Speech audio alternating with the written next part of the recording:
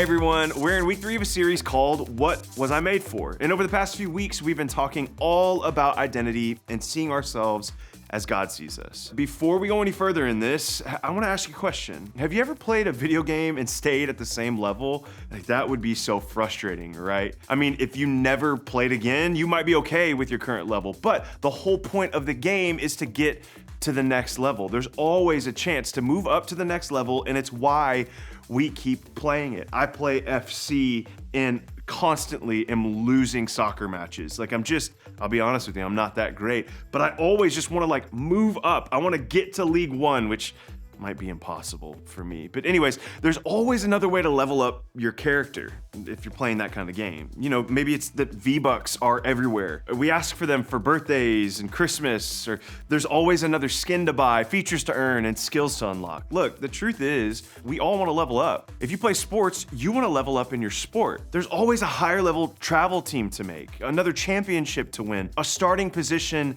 to earn. Like, that's where the competition comes from, right? Or if you play an instrument, you want to level up in that. You want to be the first chair. In competition, you want to score the maximum number of points.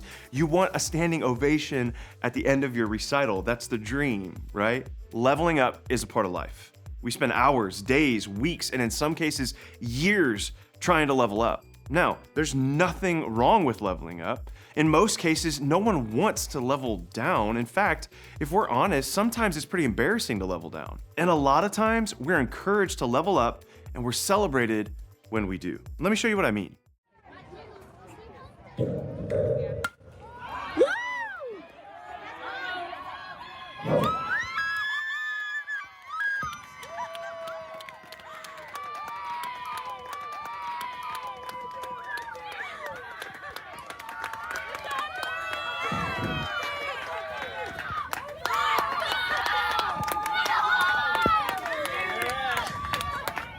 Striving to get better at something is admirable. That home run we just saw wouldn't have happened if that kid didn't put in the hard work during practice. You should put in the hard work too. You should try to be the best at whatever you're doing. Spending your time becoming great at something is a good thing. It's a really good thing. And like we just saw, being celebrated for it is a really good thing too. But when how you think about your level or what you can do or achieve becomes your identity, that's a problem. When our talents or what we're good at begin to be the only things that we're known for, that's when we start having an identity problem. When our achievements or the things that we've done become the best things about us, we begin to have an identity problem. When how many followers we have on social media is where we find our value, again, that's an identity problem. And when we find our value and worth in what we do, we're setting ourselves up for failure. We quickly become only as good as what we do and how well we do it. We begin building the foundation of our lives on something that's temporary, things that won't be there forever. What we eventually discover is that we'll never be truly satisfied in achieving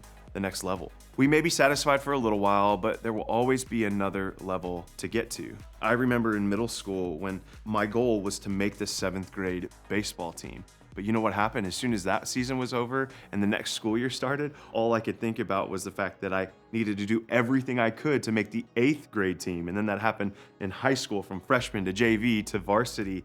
It was this never-ending thing. All of it was good, but it also was a lot of pressure. I mean, we have to answer the question, why do we so badly want to make it to the next level? Most of the time, our desire for the next level is rooted in a few things. For some of us, maybe we don't feel good enough. So we work hard to make sure that we look good enough or we perform well enough. For others of us, we don't feel loved enough. So we take things to the next level in our relationships with our family, friends, and others because it makes us feel better about ourselves. For some of us, we don't feel like we can be our true selves. So we spend our time building a fake version of ourselves who looks like they have it all together. Look, oftentimes we feel like if anyone knew who we really were, they wouldn't like or accept us. So we hide. We hide behind our accomplishments and create an almost fake version of ourselves to show other people. This can keep everyone, including God, at a distance. It's a way to protect our image and to make sure that we're seen as good enough, but is it really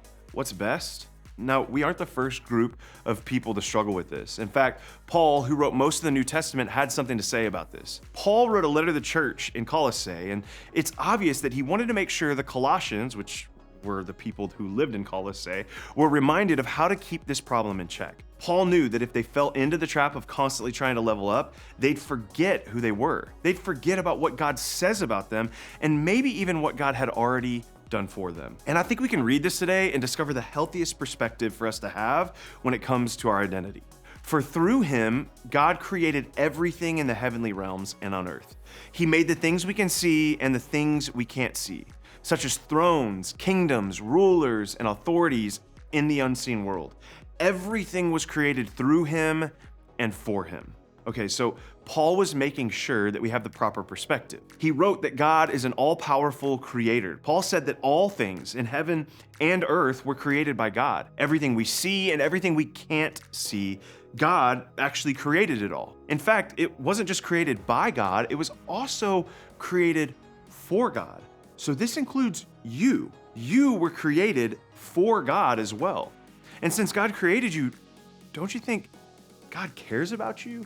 You were created in the image of your Creator, and your Creator is love. God is love. You were created by God to love and be loved. And here's the thing, your image, it's already been established. It's already been created. When God looks at you, God sees you as God's child, forgiven, blameless, accepted, worthy, significant, valued, loved. And there's more. Because of Jesus' death on the cross, we don't have to try to level up. God has already done the leveling up for us. Jesus' death and resurrection were God's way of saying, you are worthy. You don't have to keep chasing this never-ending road of trying to constantly level up. You don't have to keep trying to be good enough. You are enough because Jesus' death and resurrection say that you're enough. The truth you can tell yourself is this: I am made for more than what I can do. So, in light of this amazing truth, here's two really important questions to think about. The first one is this: is your view of yourself shaped by what you do instead of who you are? Are you spending so much time trying to get to the next level only to reach it and then not be satisfied? Only to find yourself trying harder and striving for the next level? If you're doing, what I mean by that is your accomplishments, talents, achievements, followers, has become what makes you valuable, what happens if you can't or don't do it anymore? That's the first thing to be thinking about. And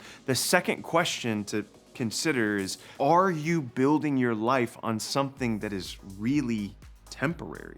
You may be thinking, look, I'm in middle school, chill out. I have a lot of life ahead of me. And true, you do have a lot of living to do, but now is when you're building the foundation for the rest of your life. And your life can't just be built on temporary things. It makes sense to place our identity in something or someone so much better and so much stronger than achievement or popularity or status. Remember, none of those things are bad, but what if we build our identity on someone, the someone we've been talking about today, God, who is worthy of your attention, your talents, and your accomplishments. Someone who looks at you and sees you as worth it, just as you are. Someone who sees you as worthy regardless of your accomplishments or your failures. The one who created you, God. Because at the end of the day, this is a truth that we can believe for ourselves. I am made for more than what I can do. When you go to groups, think about this question.